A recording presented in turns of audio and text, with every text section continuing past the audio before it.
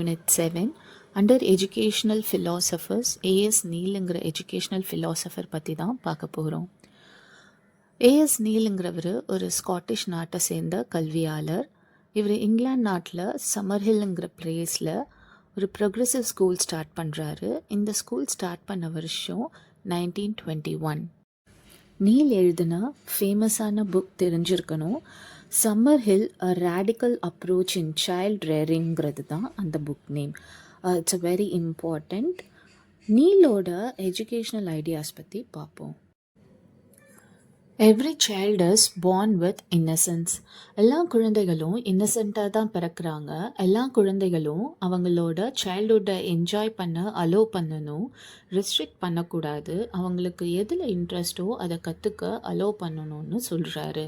Education should nurture emotional development.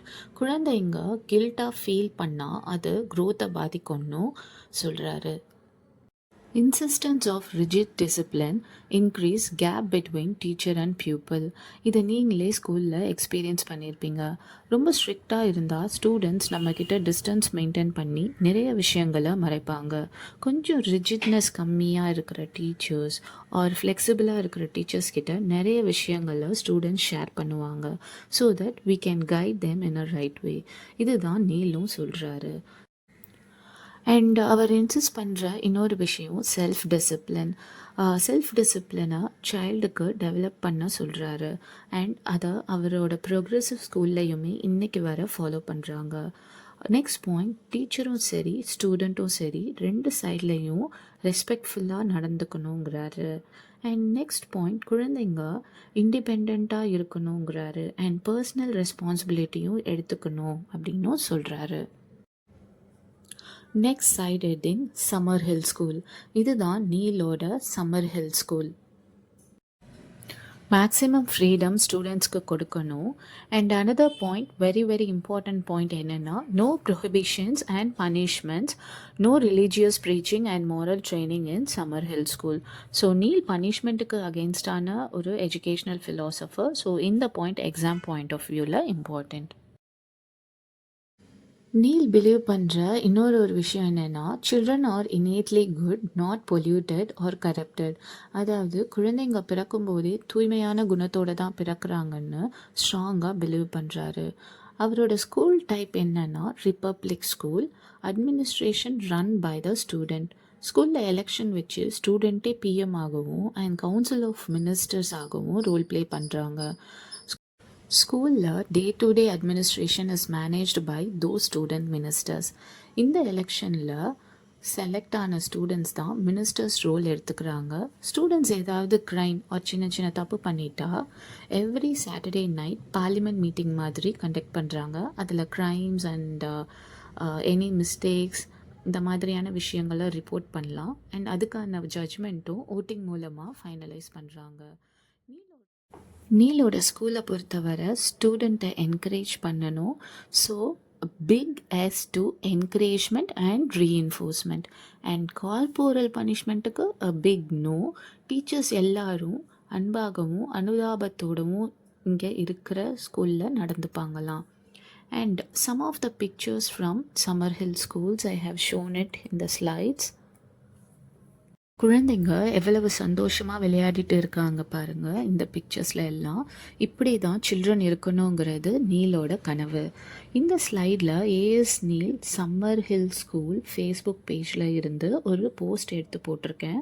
You can just read and see by this post. இப்போ வரைக்குமே அந்த school எப்படி நீலோட educational ஃபிலாசபிஸை follow பண்ணுறாங்கன்னு தெரிஞ்சுக்கலாம்.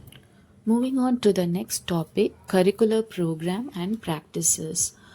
More to post-school interest related to emotions. அதாவது school முடிஞ்ச பிறகு நிறைய கோகரிக்குலர் ஆக்டிவிட்டீஸ் இருக்குது.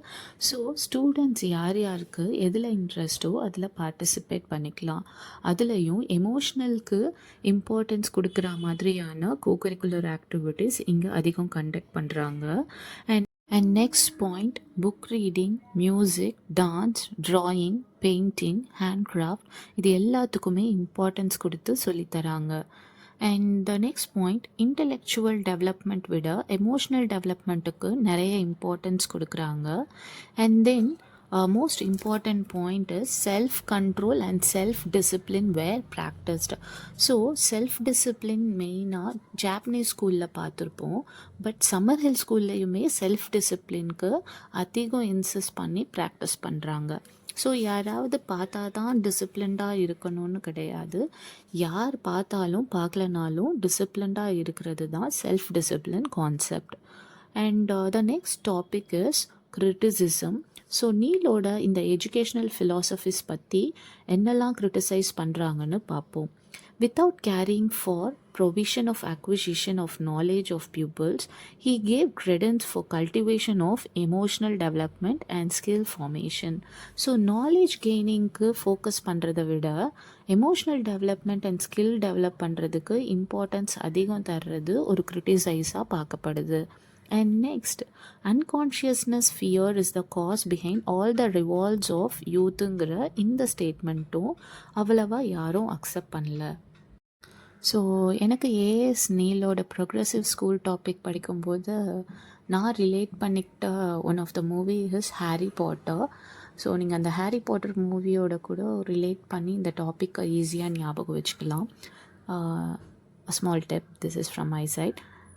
சரி, important questions from previous years paper பார்க்கலாம். First question is, which is the progressive school? Answer, Summerhill school.